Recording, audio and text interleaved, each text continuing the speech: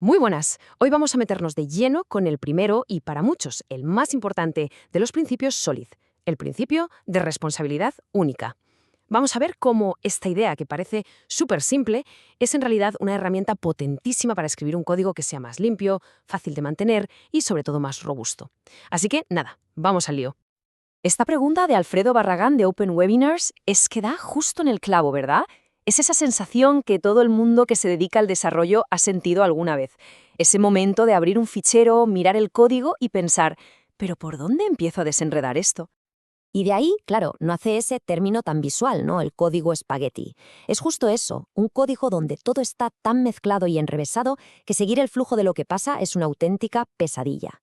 Y ojo, que esto no es solo una cuestión de estética, es un problema muy real que ralentiza todo, que hace que arreglar un simple bug sea una odisea y que al final del día se traduce en tiempo y dinero perdidos. Vale, para poner un poco de orden en todo esto, este va a ser nuestro recorrido. Primero, entender bien el problema del código espagueti. Después, presentaremos la S de Solid como la solución. Nos pondremos manos a la obra con ejemplos prácticos. Veremos cómo detectar cuando algo huele mal en el código. Le daremos una vuelta de tuerca al concepto y para terminar veremos por qué todo esto importa de verdad. A ver, el código espagueti no es algo que aparezca de la nada, ¿verdad? Como bien se explica en muchos sitios como Open Webinars, esto suele ser el resultado de la vida real. Plazos de entrega que aprietan, nuevas funcionalidades que hay que meter con calzador, y sin una buena estructura, poco a poco, el código se va degradando hasta convertirse en lo contrario del código limpio. Es básicamente un ancla que frena cualquier proyecto a largo plazo. Y para luchar contra este caos tenemos una de las herramientas más famosas del desarrollo de software, los principios SOLID, popularizados por el gran Robert C. Martin, o como casi todo el mundo le conoce, el tío Bob. Son, en resumen, 5 grandes reglas de diseño que, si las seguimos, nos guían para crear software que sea mucho más fácil de entender, de cambiar y de mantener. Y hoy, pues empezamos por el principio, por la primera letra, la S.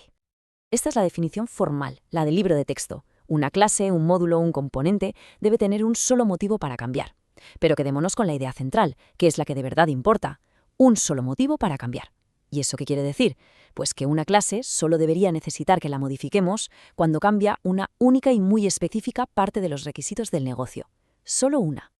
O, si lo queremos simplificar todavía más para que se nos quede grabado a fuego, el mantra es este. Una clase, una responsabilidad. Punto. Si nos encontramos con una clase que hace más de una cosa, es una señal clarísima de que ha llegado el momento de coger el bisturí y empezar a dividir.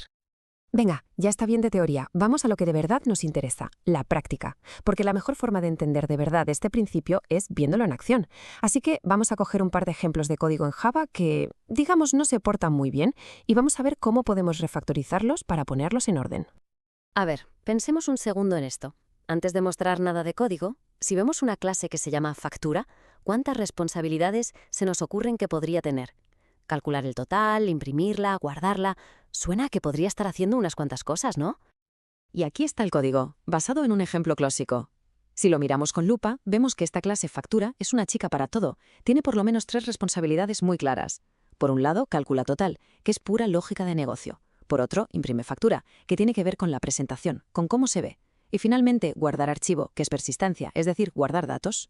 Son 3 mundos completamente distintos metidos en el mismo saco. La solución, pues es bastante lógica. Separar. Vamos a hacerlo paso a paso. Primero, toda la lógica de cómo se imprime la factura la sacamos a su propia clase. Segundo, lo mismo con la lógica de cómo se guarda en un fichero. Y tercero, dejamos a nuestra clase factura original haciendo lo único que debería haber hecho desde el principio, manejar los datos de la factura y su cálculo. Y este es el resultado. Mucho mejor. Ahora tenemos 3 clases, cada una con una misión súper clara. Factura se ocupa de los datos. Factura impresión se ocupa de la presentación. Y factura persistencia de guardarlos. El código ahora es mucho más modular. Cada pieza es más pequeña, más fácil de entender por separado y sobre todo muchísimo más fácil de testear. Bueno, el ejemplo de la factura era bastante evidente, ¿no? Pero, ¿qué pasa con esas clases de servicio, los famosos service, que muchas veces acaban convirtiéndose en un cajón desastre donde metemos de todo? Vamos a ver un caso un poco más sutil y realista. Este usuario service es un ejemplo perfecto de eso. Para crear un usuario hace de todo. Primero lo valida, después lo guarda en la base de datos. Luego registra la operación en un log de auditoría y para terminar le manda un email de bienvenida. 4 tareas completamente diferentes. Y el problema es que si mañana cambia cómo se validan los usuarios, tenemos que modificar esta clase. Si cambia el sistema de auditoría, también. Si cambia la plantilla del email, lo mismo. Es un imón para los cambios. ¿Y cómo lo arreglamos? Pues convirtiendo a nuestro usuario service en un director de orquesta. Ya no se va a encargar de hacer el trabajo sucio.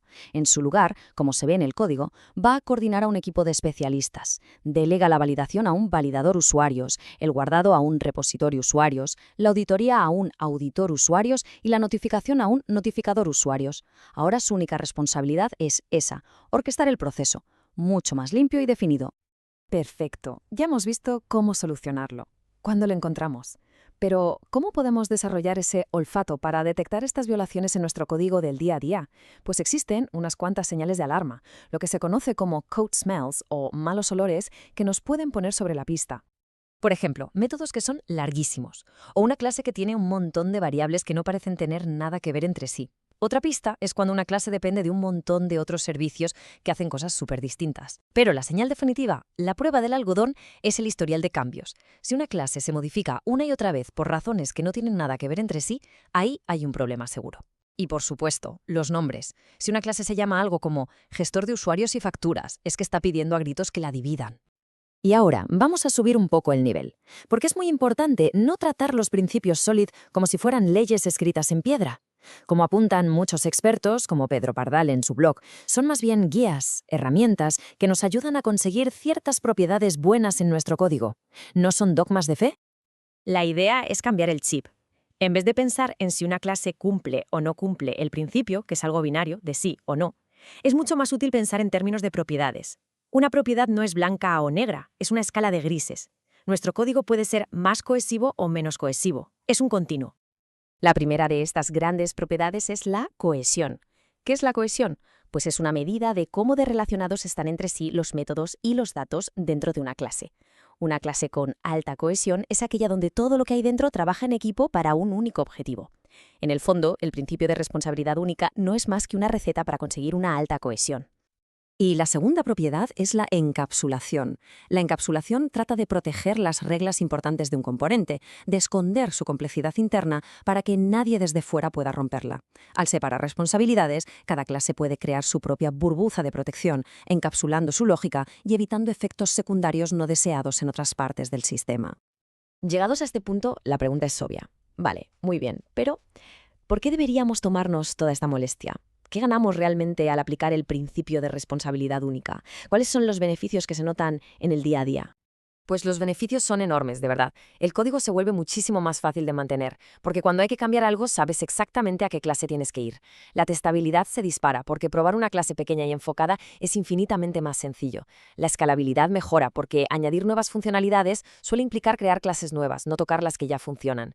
Y algo súper importante, facilita la vida cuando se trabaja en equipo, porque reduce drásticamente las posibilidades de pisarse el trabajo y tener conflictos al mezclar el código.